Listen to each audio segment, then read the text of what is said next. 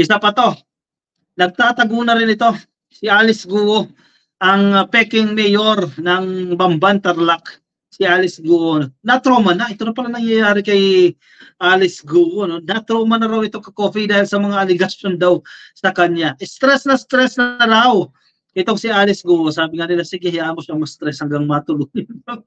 Dahil pinaikot tayo nito eh. Pinaikot tayo ni Alice Guo. Daming pagpapanggap na ginawa. Oh. Sinabi niya pa na nanay niya kasambahay at nabuntisan lang daw. Tapos nung pinanganak siya, abay, iniwanan na siya ng nanay niya. At kaya wala siyang record sa mga educational institutions dahil homeschooled siya. Yun naman pala, sa China naman pala kasi. Ano doon yung record sa China? Napasakay tayong lahat nito. Napaikot tayo ni Alice Guo. Hindi naman pala lahat napaikot. Dahil ang Senado, hindi naman ka-coffee naniwala sa kanya. No? Kasi kung naniwala, inatigil agad yung investigasyon niya. May drama effect pa itong si Alice Guo eh. Di ba may kaunting emotional touch eh. Ginamitan pa ng emotional appeal para makakuha ng simpatya. Yung pala puro kasinungalingan lang. At proven na kasinungalingan yan dahil may mga dokumento na nagpapatunay na peking Pilipino itong si Alice Guo. Diba yung fingerprint niya, nagmamatch doon sa fingerprint ng batang Alice Guo na Chinese. Sinamantala lang yung kahinaan ng batas ng Pilipinas para maging Pilipino at naging mayor pa. Biruin mo ha. Ngayon, pinadala na siya ng sumpina. Ang problema, nung sinerve na yan dyan sa farm niya, abay, wala daw po doon. Matagal na raw po hindi umuwi sa kanilang farm. Sabi ng caretaker dyan. Kaya hindi tinanggap itong sumpina. Pero hindi pwede yan. Hindi pwede yan. Si Rizal Tiveros hindi papayag dyan. Ipapa-arresto ito ka-coffee. Itong si Mayor Alice Guo kapag no-show siya sa Senate hearing na yan. Rizal Tiveros yan eh. Hindi tumitiklop. Tinan mo, nag-issue nga yan ng warrant of arrest kay Kibuloy. Pre-measure si Zubiri para pirmahan niyang warrant of arrest na kay Kibuloy. Ano pa si Alice Guo, no? Hindi pa may-issuehan yan. Pero ang tingin ko dyan, wala na. Pagtatago na yan si Alice Guo, hindi na natin makikita yan. Nauna, dahilan lang, nagkasakit, di ba?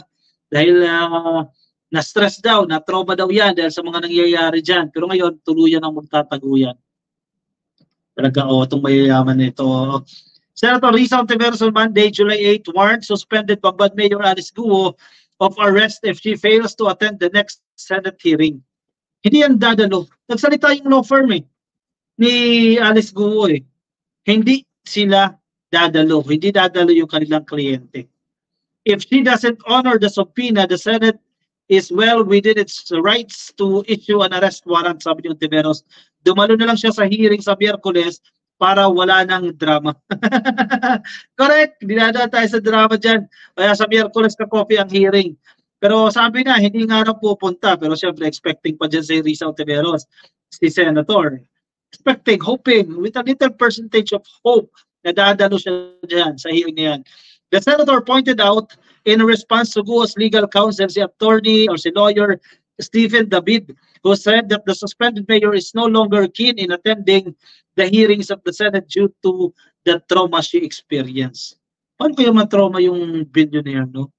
Yung marami kang disposable cash. Yung, paano matrauma yung nakasakay sa chopper sa mga mamahaling sasakyan? The Senate Committee, na doble to ha, Politico.com. The Senate Committee on Women, Children, Family Relations, and Gender Equality said that Tiveros, sinasabi po ng Tiveros, siya ang chair ng committee niyan, has been investigating Guo's involvement with the illegal activities of several rated Philippine offshore gaming operators. Kailan na mayagpag yung pogo na yan? Panahon ni Tatay Digong. Nagsulputan yan parang mga kabuti yung pogo na yan dahil sobrang tindi ng access na binigay sa mga Chinese ni Tatay Digong. Ontiveros recognized the mental health is important but said she cannot invoke it to escape accountability. Exactly, di ba? Hanggang ngayon pa naman, hindi pa naman na-revoke yung pagiging mayor niya. Suspendido nga lang siya. Pero considered public servant pa rin siya. Hindi mo pwede sabihin na na-stress ako, hindi ako pupunta dyan. Ako. May pananagutan ka. Accountable ka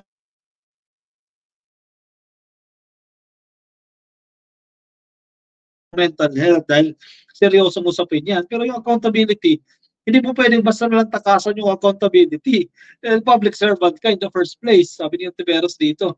We merely ask basic questions that any upright human being could answer. Correct. Pero kung nagsisinungaling ka kasi dyan, wala ka talaga, maiipit ka talaga dyan.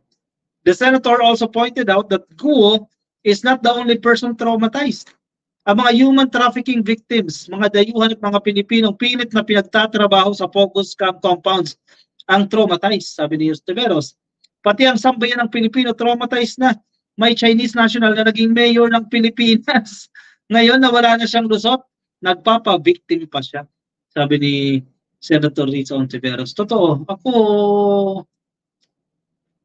naniniwala ako dito kay Senator Risa Ontiveros sa mga nangyayari recently. Ang maling-mali talaga dito ka Coffee, si Alice Guo talaga ang problema dito. At kailangan niyang managot dito. May pagkukulang siya, kailangan niyang managot sa usapin na yan. Jonas Benavides, nakatimpla nga, makahingi nga ng tubig na mainit. Wait lang ka, Coffee.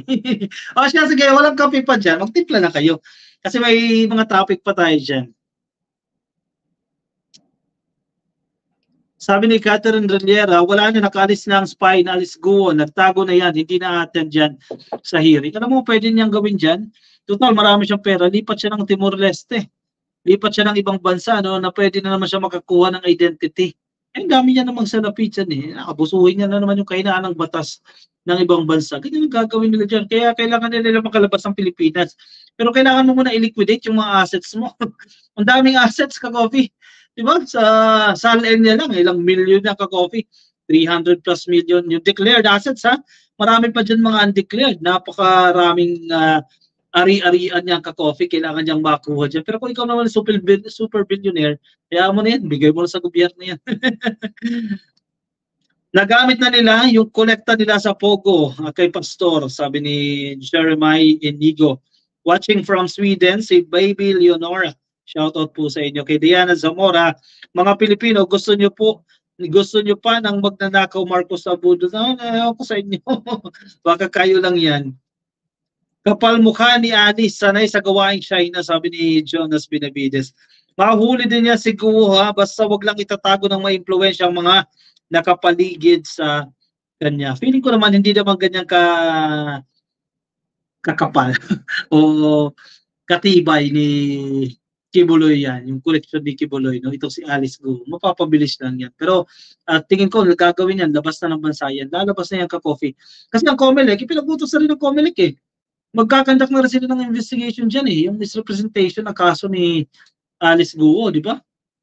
Siguro pag nahuli si Kim, si Alice may patong din yan. Malamang magkaroon din yan. Joselito Ceruno, alam na kung saan si Alice Guo, pero secret. O baka si ano din.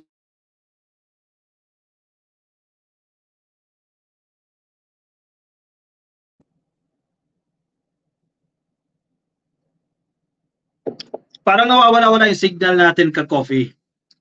Na mahina ata. Medyo nag-pixelate yung mukha natin sa screen. Sige, kung nasa Facebook po kayo, please, pasuyin na lang po ha. Please like and follow sa Facebook at kung nasa YouTube po kayo, please, click lang po yung subscribe yan dyan sa baba ka Coffee. Like and subscribe lang po yan. O sige, kuha na lang kape. Medyo mahina ang ating signal. Kuha na lang kape at move on tayo sa ating next topic.